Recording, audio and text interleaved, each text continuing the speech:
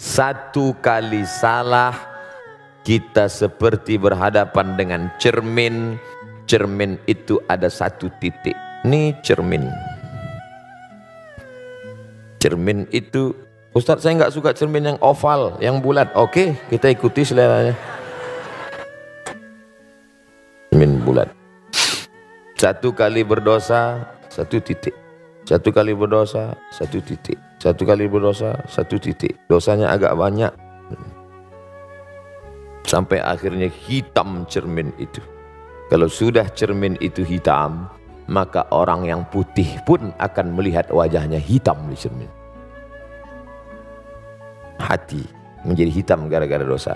Makanya begitu ada dosa sedikit, setelah dia dibersihkan, taubat. Ya ayyuhalladzina amanu, hai orang beriman, tubu ilallah, taubatlah kepada Allah taubatan nasuha, bersih sebersih-bersihnya, bersih. Pulang haji bersih. Datang tamu, ceritain kawan sekamar, shopping melulu, kotor lagi. Begitulah Allah Subhanahu wa ta'ala. Makanya yang sudah suci bersih jangan kau kotori. Suci bersih, begitu ada terasa sedikit, astaghfirullahaladzim, alladzi la ilaha illa huwal hayyul qayyum wa atubu ilaih. Cermin ini bukan mau ngelihat yang tidak-tidak, tapi melihat diri kita. Ketika kita merasa diri kita bersih, tidak ada dosa, sesungguhnya saat itu kita sedang berdosa. Yang paling baik adalah melihat diri kita tempat segala silap, salah dan dosa. Ustadz Somad kan ustadz, ada dosanya? Ada. Masih digoda setan, setannya ustadz juga. Oleh sebab itu maka senantiasa merasa ini, diri ini banyak silap, banyak salah, banyak dosa. Fisik, psikis. Tapi Allah Maha baik, maka dia buatkan obatnya. Aflaha, beruntung yang sudah membersihkan dari segala penyakit ini. Lalu kemudian yang kotor-kotor tadi dibersihkan. Maka dibersihkanlah dia dengan cara orang yang takabur, sombong. Apa obatnya? Tawadhu. Takbur, tawadhu. Orang yang riya, memperlihatkan amalnya, apa obatnya? Ikhlas. Orang yang berkeluh kesah dengan segala macam ujian hidupnya, apa obatnya? Ridha. Ridha, menerima dengan tawakal. Ridha, melepaskan segalanya kepada Allah. Makanya sebelum keluar rumah habis sholat subuh pagi, dia katakan, raditu billahi rabba, aku ridha menerima ketetapan Allah Subhanahu wa ta'ala. Memangnya kita berkeluh kesah, marah, ngamuk, numbuk dinding, selesai masalah. Kalau kita sedang dililit masalah, kita tumbuk dinding, insya Allah yang masalah lama selesai, muncul masalah baru, tangan patah. Makanya lepaskan segalanya, ambil air wudhu, siram gejolak api dalam hati tadi, angkat kedua tangan. Kalau kebetulan pagi sholat duha, Allah Akbar. Kalau kebetulan malam sholat tahajud. Kalau sekeliling dunia ini sudah tak mau lagi mendengar omongan kita, keluh kesah kita, tak ada lagi kawan tempat mencurahkan kerisauan kita, maka berbisiklah ke tanah, berbisiklah ke bumi, berbisiklah ke lantai. Malaikat-malaikat di langit akan melihat di tengah malam gelap itu ada satu rumah yang terang benderang. Itu rumah siapa? Rumah orang yang bertahajud. Besok malam dia lihat lagi, itu rumah siapa? Rumah tahajud. Besok malam dia lihat lagi bercahaya, itu rumah siapa? Rumah bertahajud. Malam berikutnya dilihat, kenapa padam? Masalahnya sudah hilang, dia berhenti tahajud. Kenapa ketika ada masalah baru kita mengadu kepada Allah Subhanahu wa ta'ala? Walaupun 2 rakaat, walaupun singkat, walaupun pendek. Afdalnya tahajud jam 1, jam 2, betul. Tapi jangan gara-gara mau mengejar jam 1, jam 2, lalu jam 4 kita tidak tahajud. Bangun lihat jam 4, nggak afdal, langsung tidur. Kenapa bangun jam 4? Memang jamnya di setel jam 4, ya jam 4. Coba setel jam 1, jam 2. Oleh sebab itu maka ini semua adalah obat-obat dan penyakit. Setelah itu Allah Ta'ala berikan. Sama seperti dokter. Pak dokter, saya ini kena penyakit, kata orang mudah marah-marah, katanya darah tinggi, kolesterol naik, lalu kemudian ada ini segala macam. Dokter cuma ngasih tahu, Bapak rajin olahraga, banyak makan buah, jangan makan kambing, jangan kolesterol, jangan minum susu, tenangkan pikiran. Ini obatnya, ini 1 hari sekali, yang ini dimakan setelah makan, yang ini dimakan sebelum makan, yang ini 3 kali. Habis itu terserah. Dokter tidak maksa, kamu harus, enggak, silakan. Kalau saya nggak mau makan ini, terus saya makan ini, makan ini, nggak mau makan obat, silakan aja, mati cepat. I'malu ma syi'tum, lakukan apa yang kau mau. Tapi ingat, Allah Subhanahu wa taala Maha melihat. Yang melihat kita bukan CCTV, yang melihat kita Dia. La ta'khudhuhu sinatun wal naum. Dia yang tidak mengantuk dan tidak tidur. Makanya ketika nanti imam membaca ayat ini, wa nafsin wa ma sawwaha fa alhamaha fujuraha wa taqwaha qad aflaha man zakkaha wa qad khaba man dassaha. Oh, ini yang kami kaji kemarin. Hai jiwa yang gabungan antara ruh dan jasad, yang gara-gara ruh dengan jasad bersatu ini muncul tamak, muncul rakus, muncul pelit, muncul bakhil, muncul dendam kesumat, muncul hasad dengki, muncul busuk hati, muncul marah, muncul egois. Sucikan dengan tawaduk, sucikan dengan ikhlas, bersihkan dengan zikir, senantiasa merasa diri hina. Saya Ustaz kalau dengar pengajian dah nggak masuk lagi, pergi ke THT, telinga hidung tenggorokan.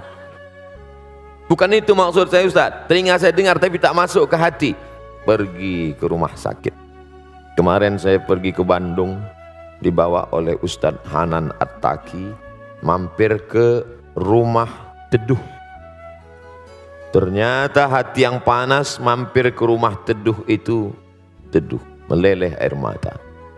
Ada saudara kita yang kena kanker mata yang besarnya hampir sebesar kepala. Perempuan-perempuan yang dikira hamil 9 bulan, rupanya di dalam tumor, cancer, kanker. Ibu sudah kena berapa lama? Sudah 4 bulan Ustaz. 4 bulan sebesar ini, ya 4 bulan tapi sebesar 9 bulan kandungan. Jadwal operasi kapan? 2020. Bayangkan itu. Napas sudah sesak sampai. Di sana baru terasa, oh hebat Ustadz Hanan. Dia bawa saya jalan-jalan, bukan ke bukit, bukan ke gunung, bukan ke pantai. Dia bawa jalan-jalan. Melihat itu semua, Allah sedang negur Abdul Somad. Beban yang kau rasakan sekarang ini belum ada apa-apanya dibandingkan mereka. Nafasmu masih lapang, pandanganmu masih jelas. Tapi saudara, mandi ke pantai, tiba-tiba ada luka sedikit di garu, hanya 9 bulan tiba-tiba kanker kulit dari atas sampai ke bawah. Anak muda umur 23 tahun. Ya Allah. Sampai di sana saya diminta menyampaikan tausiah kepada Al-Mukarram bersama tausiah. Baru megang mic sudah. Mana suara menggelegar tablik akbar? Hilang. Jadi untuk merontokkan sifat-sifat yang jelek baik fisik psikis ini, tak selamanya pengajian, tak selamanya ceramah. Tapi jangan gara-gara ini nanti jadi sunyi pengajian. Kemana semua? Kenapa kalian nggak ada? Tak selamanya pengajian itu. Kita harus selalu lihat orang sakit. Betul. Tidak ada orang nasihati saya. Tak ada ustadz menggurui menasihati saya. Dari mana ustadz mengambil nasihat pelajaran? Dengan pergi. Pergi ke panti jompo. Kita lihat kulitnya yang keriput, rapuh. Ustadz ini tidak bisa lagi dimasukkan jarum suntik. Kenapa? Usia sudah 95 tahun, sudah seperti tisu, sobek, lapuh. Hai Abdul Somad, 40 tahun lagi kulitmu juga akan seperti ini, menggigil, tak dapat tegak. Masih syukur ada yang menyuapi, masih syukur masih ada orang baik. Maka saat ketika melihat itu, saya yakin suami-suami yang sombong, yang kasar, yang tak peduli, yang lihat itu dia, oh ternyata nanti sampai masanya aku duduk di kursi seperti ini, yang menyuapi nanti adalah dia yang baik selama ini. Nah, ibu pun kasih tahu juga, mas kalau macam-macam nanti gini-gini. Jadi tidak selamanya nasihat. Ada nasihat lewat mata lebih masuk ke dalam hati kita. Makanya ada ungkapan lisanul hal, perbuatan, action afsah min lisanil maqal, lebih menyentuh ke dalam hati. Ketika meninggal almarhumah emak saya, lalu pas mengkebumikan mereka tanya, siapa yang masuk ke dalam? Otomatis anak saya dan adik saya masuk dengan Ustadz Zulfadli, sahabat, bertiga kami masuk. Sepupu ada 2 orang masuk ke dalam. Saya bagian kepala, saya yang meletakkan ke dalam. Sunnah untuk menempelkan hidung, kain dibuka, hidung ini sunnah ditempelkan ke tanah. Buka penutup wajah, buka ikatan, tempelkan hidung ke tanah. Saat saya menempelkan itulah rasanya tak ada harga dunia, hilang semuanya. Kau pun akan begini juga nanti Abdul Somad.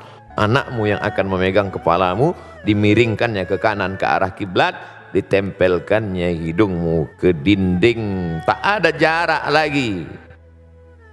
Sekaya-kaya orang belum pernah saya melihat dipasang keramik di bawah. Nanti kalau saya mati posong keramik, posong marmer supaya hidung jangan mencium tanah. Enggak, tetap ikut sunnah, diciumkan hidung ke tanah, menghadap ke arah kiblat, miring. Apa yang dibawa menghadap Allah SWT.